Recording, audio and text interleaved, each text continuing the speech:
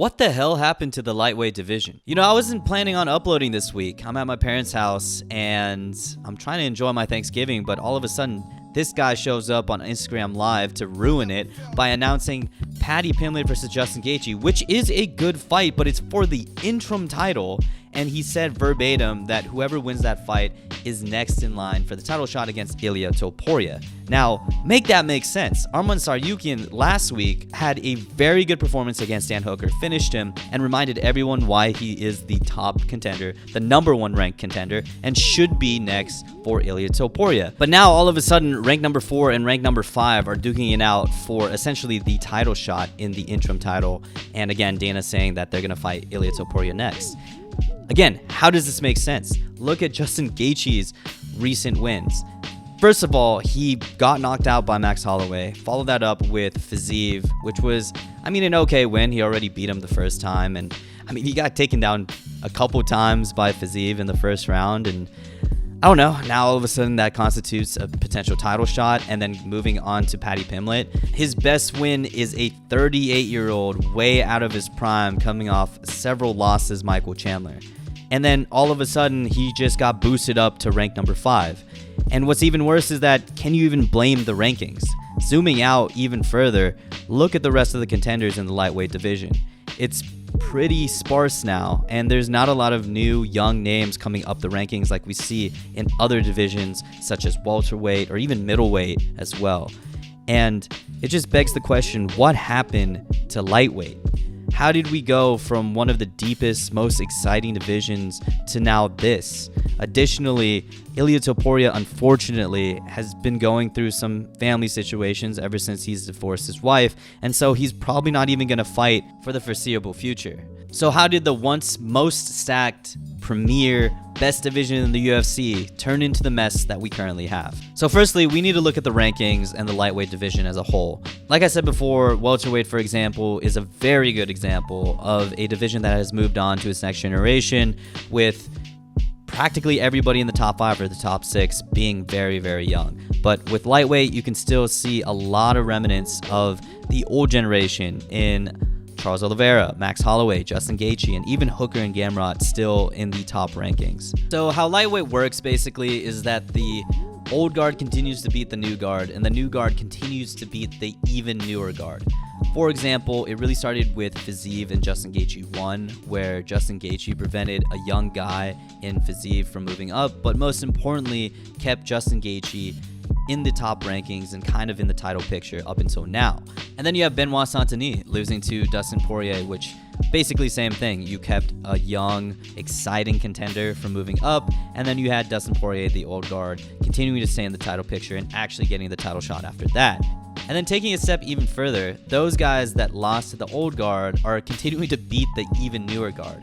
Fiziev, despite the height difference, beat Bahamondes and kept an even younger guy from moving up. And then you have Benoit Saint-Denis completely steamrolling Mauricio Rufy, another very, relatively speaking, new contender and exciting contender for moving up as well. Benoit Saint-Denis beating Beneil Dariush was pretty good for the division overall, but this just has to happen more, because without these type of moves, the division just continues to stay stagnant. And this is why we have a guy like Paddy Pimblett, who really hasn't done anything but just not lose, bubble up all the way to the top 5, because everyone else just continues to stay in place. And now we have this situation where Paddy Pimblett might actually fight Ilia Topuria for the title, despite him, again, having his best win be Michael Chandler at 37 years old. And the UFC has been plotting for this fight since this moment right here. Even though Ilia Topuria was about to call out Arman Tsarukyan, somebody in the back whispered to Joe Rogan's big bald head to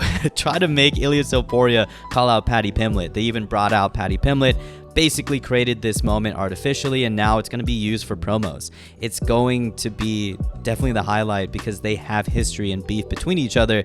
And of course, this is a fight between two big stars amongst casuals. Even though this is not the correct fight to make on paper, for the UFC, this is the correct fight to make for paper, if you get what I'm saying. This is going to be a gigantic fight, and the pay-per-view numbers are going to go out of control. But again, this just doesn't make sense. You're having number 5 fight for the title, even though his best win, again, is Michael Chandler. Arman Tsarukyan is on a 5-fight win streak, just beat Dan Hooker. Before that, beat Charles Oliveira, and he's still not getting the title shot because he broke his back in January of this year.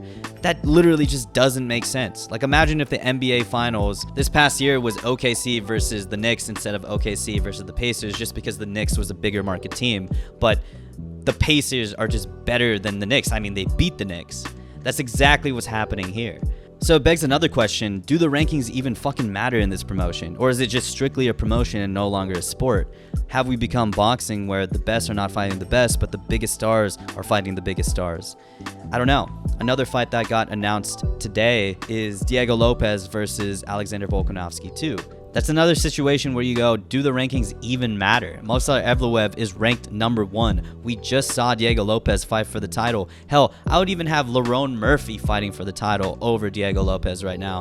And it's just like, the UFC is just going to make the biggest fights possible instead of the fights that actually matter in terms of the rankings. So going back to lightweight in the Arman situation, is he just stuck at number 1 ranked contender because he's just not popular enough? Because here's the thing. If Paddy Pimblett wins against Justin Gaethje, obviously Paddy Pimblett and Ilia Topuria are going to duke it out. But you know exactly what Ilia Topuria wants after that. He's going to want to get that 3rd title and to fight Islam Makhachev, and that fight is significantly bigger than whatever draw Ilia Topuria and Arman Tsarukyan is going to bring in. So again, Arman Tsarukyan might just be in a pickle at number 1 contender for the rest of his life because he broke his back in January. It's a awful situation to be in. It kind of just feels like the UFC isn't a sport anymore if the rankings literally don't matter and the best aren't fighting the best and the people who deserve to fight for the title aren't getting that title shot. Evloev and Arman Tsarukyan might be stuck at number 1 contender until they're big enough for Dana White to finally get them the title shot. And I think additionally too, Ilia Topuria is probably going to come back in the summer, which is just in time for UFC White House. And the problem is Ilia Topuria versus Paddy Pimblett is probably going to be way bigger and take precedent over Ilia Topuria versus Arman Tsarukyan for the UFC White House. So again, it's not looking good for Arman Tsarukyan. But anyways, what do you guys think about the whole lightweight situation? In my opinion, of course, Ilia Topuria should be fighting Arman. I really like the Justin Gaethje versus Paddy Pimblett fight.